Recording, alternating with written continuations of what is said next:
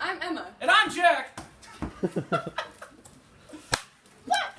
Don't be a jerk! And we're going to show you how to supervise basketball safely. Go Dogs!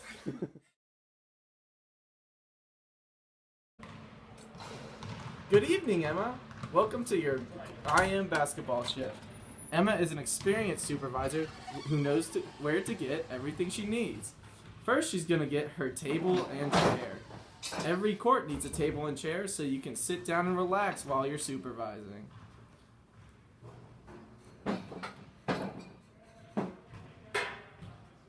Then when she gets back, Emma's going to pick up her scoreboard, her extension cord, and her possession arrow. These are all essential tools of the basketball supervisor so that they can keep score during their game. They are located in the black cabinet, the left black cabinet. The one on the right has jerseys. Then when Emma gets back again, she's going to grab her extension cord cover, her cooler, and a fanny pack for safety. The extension cord covers will be kept on top of the black cabinets. So let's place them neatly every evening when we're done.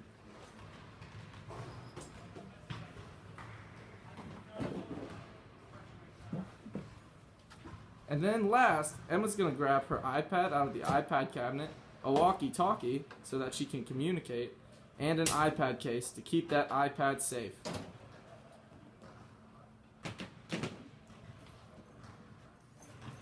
You might need a hotspot every once in a while if the Wi-Fi is acting up, but usually Pulse Secure will suffice.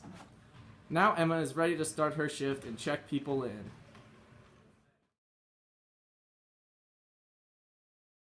Before and after your games, you're always going to need to get some basketballs because we're playing basketball. They can be found in this long white jail thing, and sometimes they'll be locked up, so you might need to get the site manager to open them. Watch your fingers, because that thing will fall on you. If you have a women's game, make sure you grab a women's ball.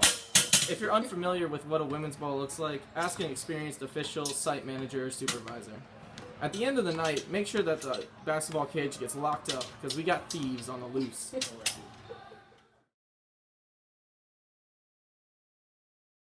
Once you have your cooler, your iPad, your table, your chair, your time clock, your possession arrow, and your balls all set out, you need to get your time clock ready to go. First, you're going to need to screw in your antenna. The antenna goes on that little gold screw in the back, and it's best if you pick it up so that you don't break the antenna, like Emma did when we were shooting this video. Now, we're going to come down this way, and we're going to plug our time clock into our extension cord. The extension cord will be needed to set out every day when we first get to the courts, so make sure you ask your site manager where you need to be and how you can help. Then, we put the covers that we got out of the office on top of the extension cord so that nobody trips. Make sure there's no gaps between covers so that nobody will have an accident. There should be 5 covers per court. Make sure you get them from the red room or on top of the cabinets, wherever they are. It's best to put on the covers by turning them upside down and then pushing them open on either side while you push the extension cord down the middle, as Emma is demonstrating for us here. They can be a little bit difficult to get the hang of, so if you need some help, feel free to ask so that we can get set up in a timely fashion.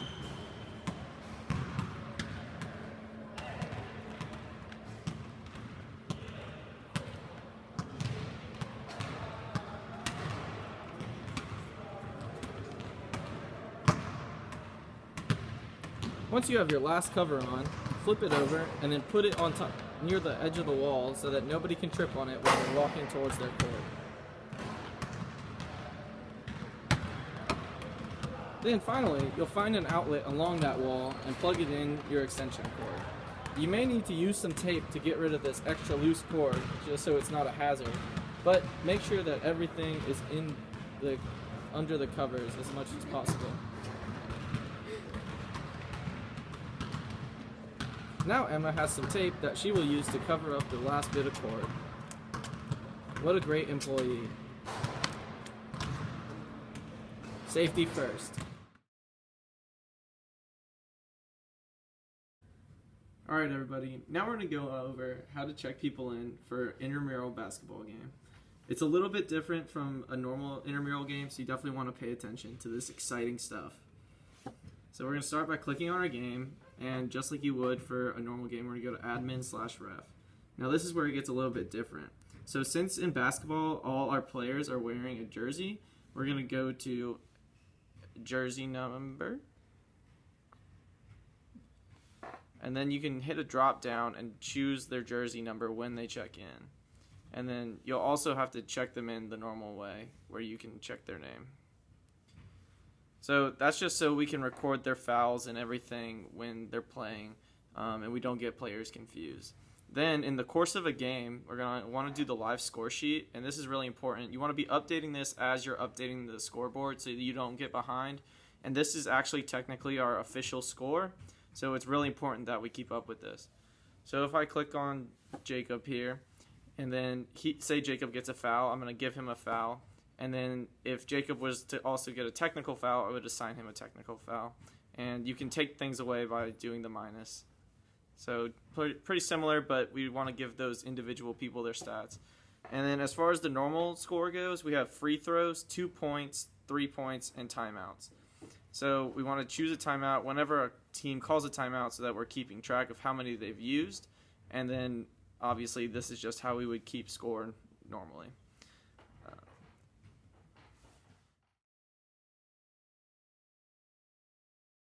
To start a new game of intramural basketball, you're going to start by hitting the menu button.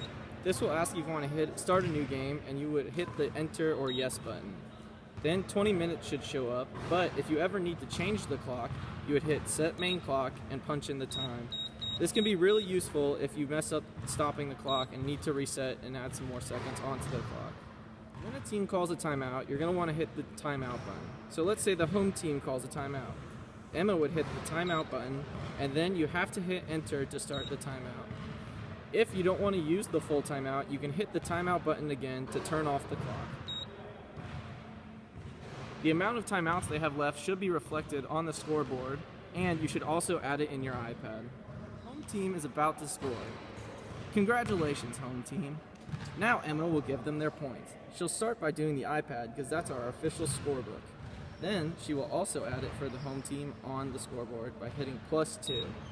You can also add +3 or +1 given the situation. Now let's say we're recording a foul. If number 12 got a foul called on them, Emma would find number 12 in the iPad and give him a foul.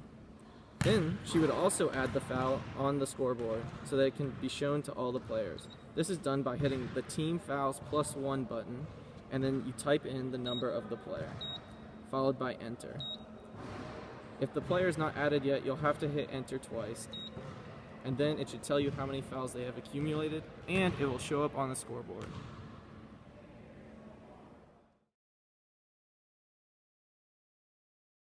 During the game, when a team decides to sub, they should come from behind the black line because all teams should be standing behind the black line, and they will come over and touch the table. Once they touch the table, you should ask them to kneel down so that you can see the court and tell what's going on. Then, at a stoppage of play, you will hit your horn, the big yellow button on your scoreboard, and that will signal to the referees that a sub needs to be made. Go Dogs. Another important part of being a basketball supervisor is paying attention at all times and being able to control your court. You might need to step in if participants get unruly, especially if your officials are not doing their job well.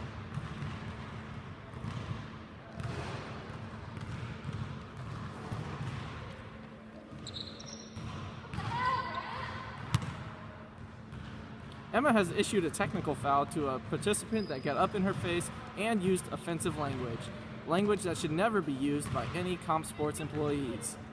Go Dogs. Shift is finally over. You're going to want to start by switching off your scoreboard. Then you want to unscrew your antenna so we can store it safely. Make sure you put the antenna back in the bag where it belongs so it doesn't get lost, as it is small and is prone to do so.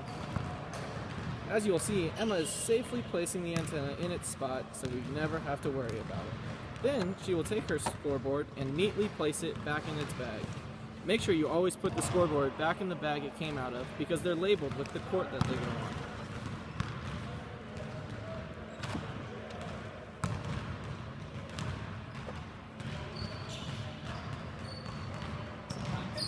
Sometimes it can be hard to zip up the bags, so you have to try from the other side.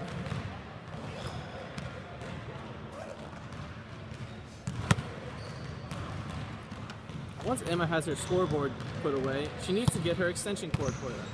She's going to start by removing the covers.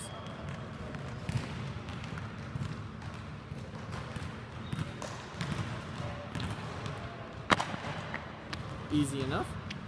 And now she will roll up her extension cord. Make sure the extension cords are wrapped tightly so that we can store them neatly in the office. As you can see, this extension cord is really easy to wrap up, but some of them you might need to wrap around your arm to keep them neat. Now we will take all our supplies back into the office and then say goodbye. At the end of your shift, we're going to want to put our extension cord covers back in the red room. This is where we'll be doing jersey checkout this year, so it should already be open.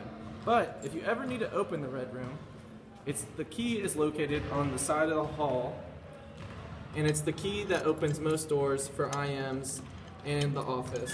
So there should be a key on hand, but you can always ask facilities if you need one. Now we wait for the door to open up. Very exciting stuff here.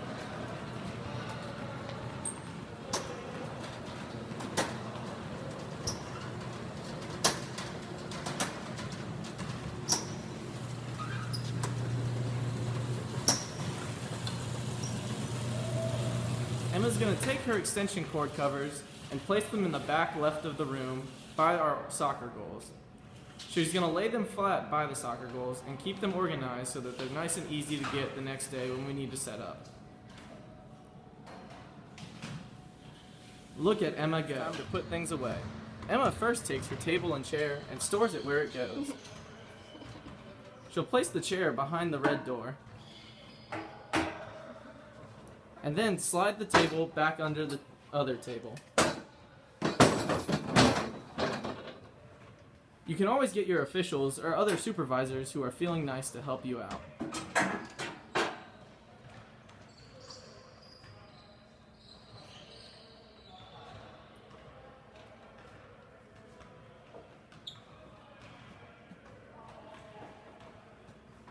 Now Emma will put up her scoreboard, fanny pack, possession arrow, and extension cord. The fanny pack goes in the bin on the far left side of the office next to the iPad case. The possession arrow should go on the second bottom shelf in the left cabinet.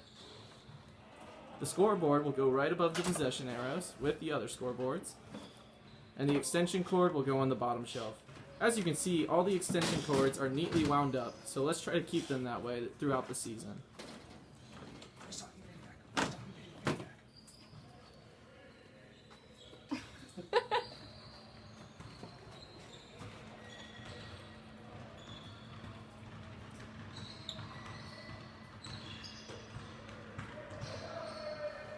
Finally, Emma brings in her iPad, cooler, and walkie-talkie.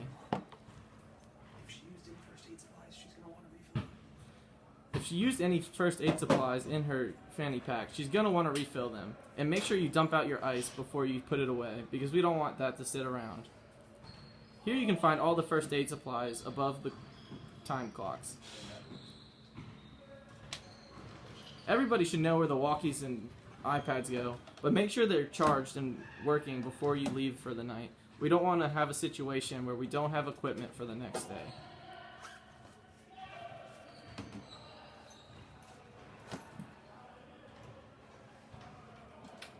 See how Emma finds the charger that is designated for that iPad and places the iPad on its designated slot, so we don't have 52 iPads out of place like we always do, and then Jack is forced to fix them.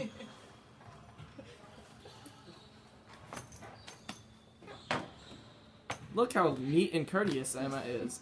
Emma values the cleanliness of the PA office.